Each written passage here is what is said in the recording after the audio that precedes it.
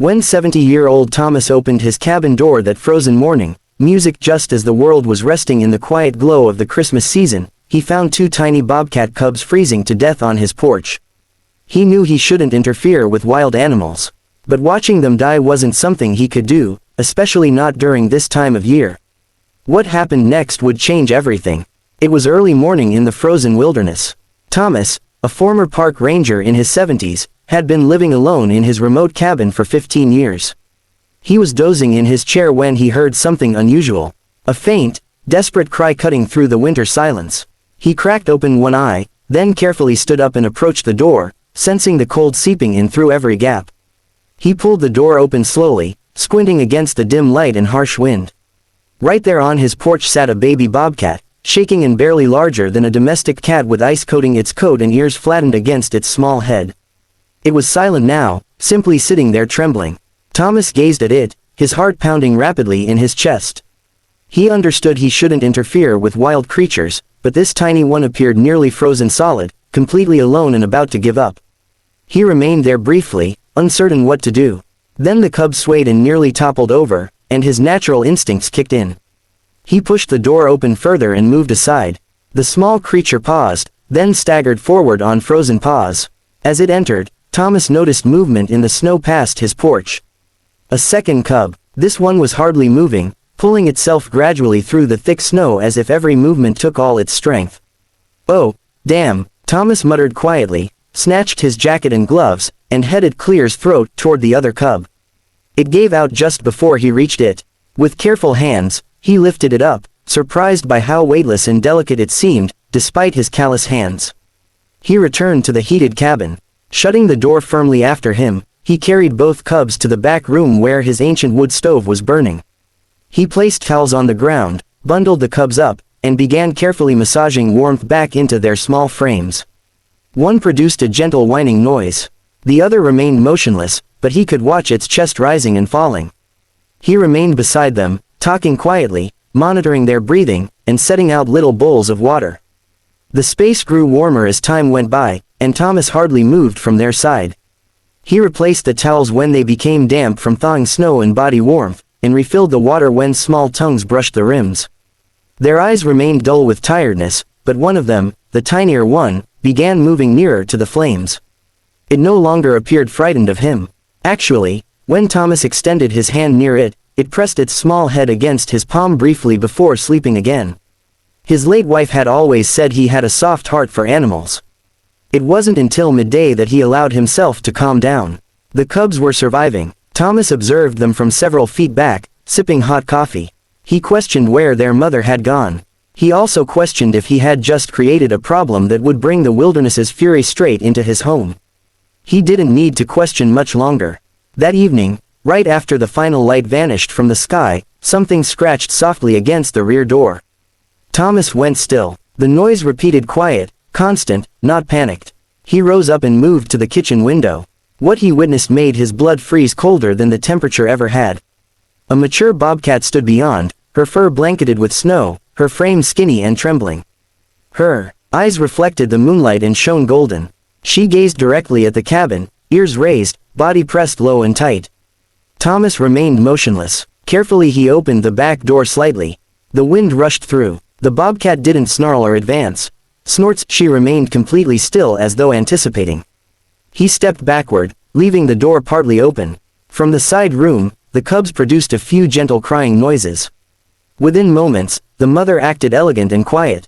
She entered through the door and went straight to the room where her babies waited. Thomas observed from the corridor. She wrapped around them, touching and cleaning their heads.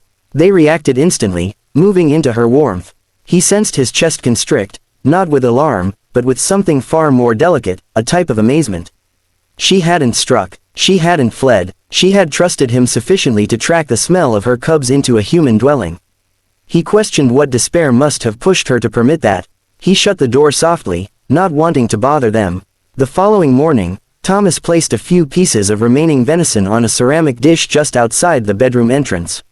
Hours afterward, when he returned, the dish was cleared, the water dish as well. The storm intensified that afternoon.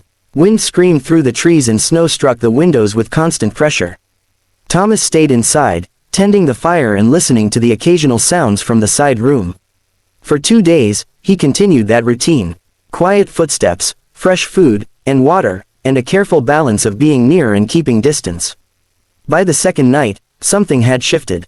When Thomas approached with food, the mother bobcat no longer backed away. She observed him, her golden eyes calm, her frame loose, but watchful. There was comprehension in her expression, perhaps not confidence, but a peace, a truce. Snow accumulated high against the cabin sides, covering the porch stairs entirely, but within there was heat, existence, and an unanticipated sense of bond. On the third morning, the sky cleared into a brilliant blue and quiet blanketed the wilderness. The storm had ended, light streamed through the windows, sharp and pure, illuminating every particle of dust in the air like drifting stars. Thomas positioned himself before the cabin's front door and peered out. The snow glittered beneath the sun, and everything seemed strangely sacred. When Thomas pulled the door open that day, the room was vacant. No sign, just some loose fur and paw marks in the snow heading back toward the woods. He remained in the doorway for an extended time, his breath forming clouds in the cold, questioning if any of it had truly occurred. He lowered himself slowly, fingertips brushing the dim outline of a paw-mark pressed into the softened crust of snow just past the doorway. It hadn't been imaginary. Sorry for the interruption. Before we go forward with the story, I respectfully ask you to like the video and subscribe to this channel. It is very important for us. Thank you very much. The fur caught in the blanket was genuine. The bowls were still cleaned thoroughly. Something holy had entered his life and disappeared before it could be completely grasped. But the bobcats were untamed. They had gone back to their realm, and he stayed in his, 2 different realms that had briefly connected, like threads in the breeze. Spring arrived gradually and gently. Thomas resumed hiking again, searching for signs of the bobcats. Occasionally, he discovered tracks, faint claw scratches, or a clump of golden fur snagged on a shrub, but never the cats directly. Still, Thomas sensed them observing. He talked aloud during those hikes softly and without anticipating a reply. "I'm doing fine," he would mention. "Thanks for visiting." Then one afternoon in early July, everything changed.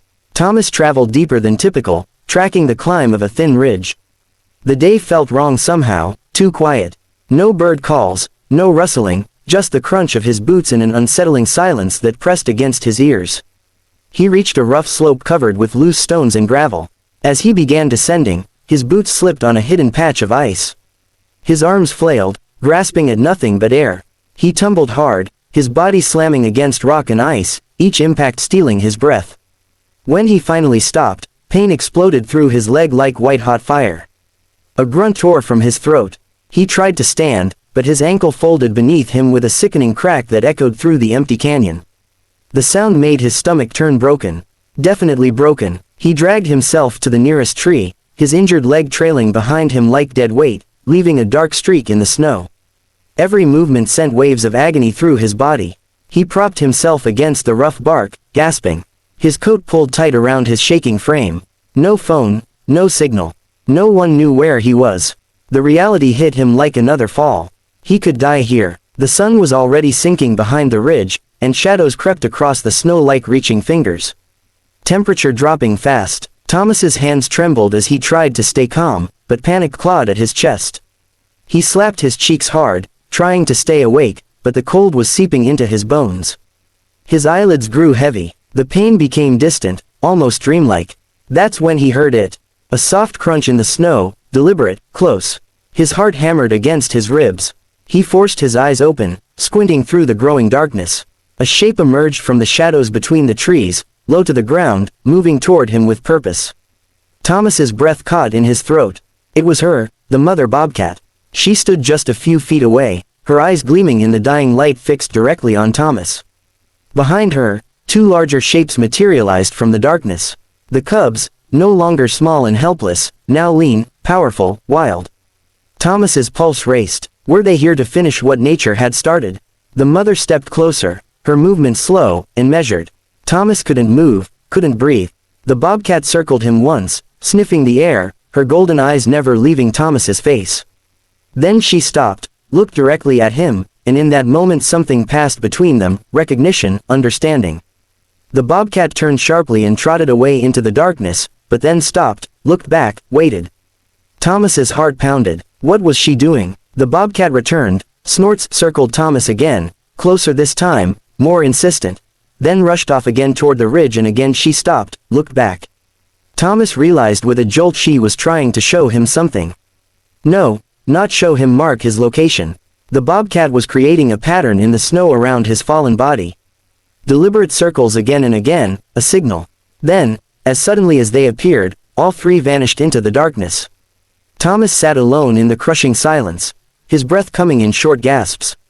Had he imagined it? Was the cold making him hallucinate? Minutes crawled by like hours. Or maybe it was hours.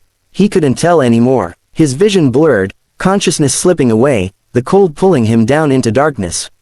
Then a sound, faint at first, mechanical, distant, growing louder. Engines, voices cutting through the night. Over here I see tracks. Flashlight beams swept across the snow. Thomas Coleman, can you hear us? Two rescue workers in bright orange gear crashed through the trees, moving fast. We got a call from the ranger station, one of them said. Kneeling beside him, already checking his pulse.